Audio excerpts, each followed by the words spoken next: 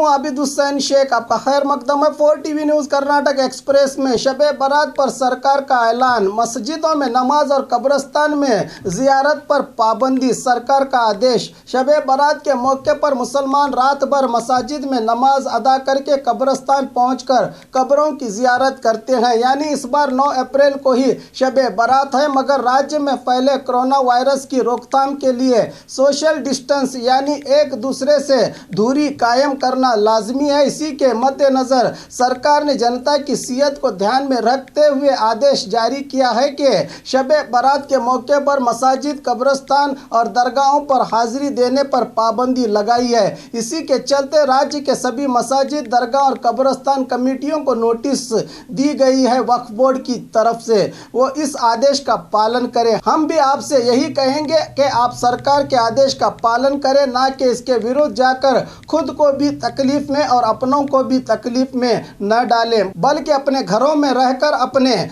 बुजुर्गों की मगफिरत, आपकी सेहत और इस जानलेवा कोरोना वायरस के खात्मे की दुआ करें। अपने घरों को सजदों से सजाएं, क्योंकि ऊपर वाला नतीजे नियतों से ही निकालता है। आज एक ही दिन में 12 कोरोना वायरस के पॉजिटिव मामले। राज्य में कुल पीड़ितों की संख्या पहुंची 175 को। दिन ब दिन कोरोना वायरस लोगों को अपनी चपेट में ले रहा है। कल राज्य में पीड़ितों की संख्या 163 थी, जो बढ़कर आज 175 हो गई है। आज एक ही दिन मंडिया में 3, बेंगलुरु में 4, गुलबर्गा में 2, बागलकोट में 2 और एक व्यक्ति गदग में पॉजिटिव पाया गया। आज सचिव सुधाकर ने जानकारी देते हुए कहा कि तबलीग जमात से ही लौटे 35 व्यक्तियों और मैसूर में पाए गए लोगों के कारण ही वायरस पीड़ितों की संख्या में बढ़ोतरी हुई है, मगर हालात काबू में हैं। देश में हम 11वें नंबर पर हैं, कहा सुधाकर ने। अगर ये सिलसिला ऐसे ही चलता रहा तो 14 के बाद भी लॉकडाउन को बढ़ाया जा सकता है। इसी को देखते हुए सीएम येडियुरप्पा ने लॉकडाउन को लेकर अधिकारियों से सलाह मशवरा करने की बात कही है।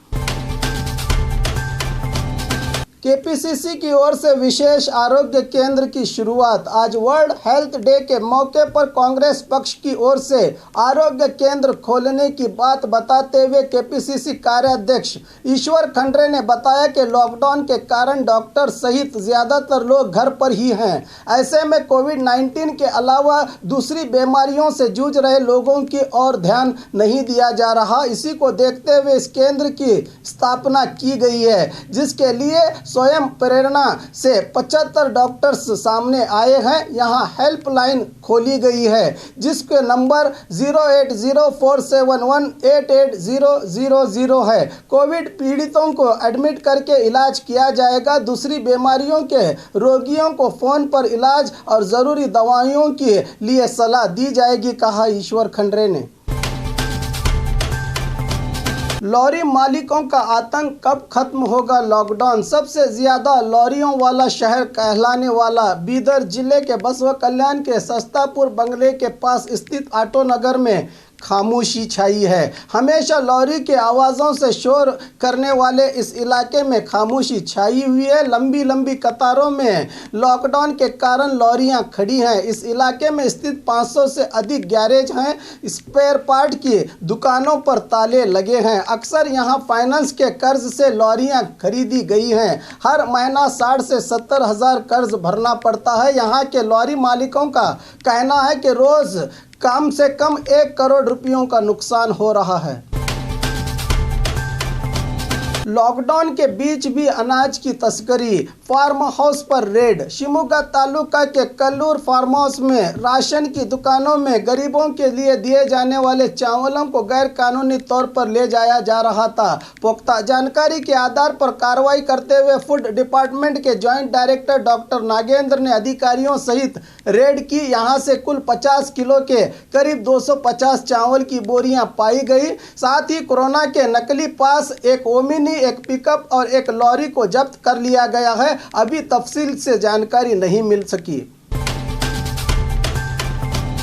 कोरोना वायरस फैला रहे लोगों को गोली मारने में कोई हर्ज नहीं। रेणुकाचार्य आज दावनगिरी के वार्ड नंबर 18 के पास स्थित पाताल लिंगेश्वर देवस्थान के पास जनता में जरूरी अशिया और मास्क बांटते हुए वनल्डी के बीजेपी विधायक रेणुकाचार्य ने मीडिया से कहा कि दिल्ली के निजामुद्दीन मरकज से लौटे लोगों के कारण वायरस पीड़ितों में बढ़ोतरी हुई है। देश के पीएम और सीएम अल्पसंख्यकों से निवेदन कर रहे हैं कि खुद ही पहुंचकर इलाज करवा लें, मगर ये लोग अनसुनी कर रहे हैं। दूरी बनाए रखने के लिए कहा जा रहा है, मगर ये लोग मस्जिदों में नमाज अदा कर रहे हैं। मैं सब अल्पसंख्यकों को देशद्रोही नहीं कहता, मगर कुछ लोग हैं जो इलाज के लिए सामने न आकर भाग गए हैं। ऐसों को ढूंढकर इलाज करने के बजाय गोली मार देनी चाहिए, कहा विधायक ने।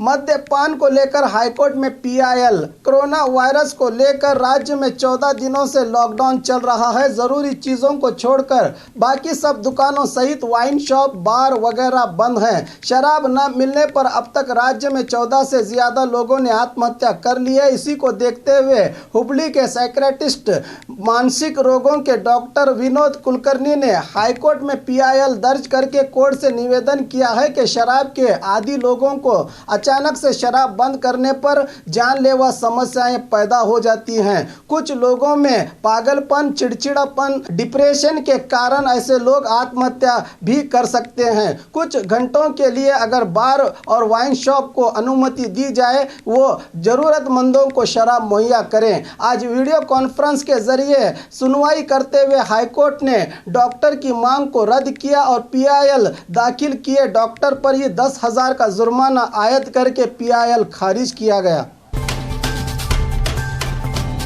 पति और सास पर पत्नी ने किया हमला। महिला पुलिस कांस्टेबल पत्नी ने अपने पति और सास पर हमला करने की घटना हुबली में घटी है।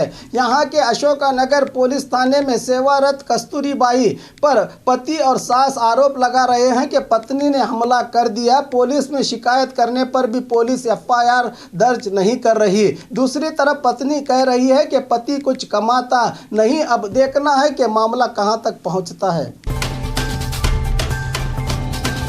एक वर्ग विशेष के प्रति नफरत की बातें न हो, एच.डी. देवेगौड़ा आज बेंगलुरु के जेपी भवन में आयोजित एक कार्यक्रम में बात करते हुए जेडीएस वरिष्ठ देवेगौड़ा ने कहा कि कोरोना वायरस को लेकर एक वर्ग विशेष पर आरोप करके नफरत फैलाना ठीक नहीं। देश में 4,000 से ज़्यादा मामले दर्ज हुए हैं। इनमें दिल्ली के मरकज़ के लोग 300 से 400 होंगे, फिर बाकी के बहुत से लोग विदेश से लौटे हैं। इनके कारण भी वायरस फैला है। अगर कोई इक्का दुक्का व्यक्ति सरकार से सहयोग न करे तो पूरे समुदाय को बदनाम करना ठीक नहीं है, कहा देवेगौड़ा ने। अल्पसंख्यकों पर उंगली उठाने वालों को सीएम की चेतावनी। एक चैनल में इंटरव्यू देते हुए सीएम येडियुरप्पा ने कहा कि मैंने मुस्लिम मुखंडों के साथ सभा की है। इस सभा में इन मुखंडों में मुझे भरोसा दिया है कि ये लोग घर में ही नमाज पढ़ेंगे और इस जानलेवा वायरस की लड़ाई में पूरा सहयोग देंगे। अगर बिना किसी आधार के इनको बदनाम किया गया तो बदनाम करने वालों पर सख्त कार्रवाई करने की चेतावनी दी है सीएम ने। और खबरों के लिए देखते रहिए 4 टीवी न्यूज़ कर्नाटक एक्सप्रेस।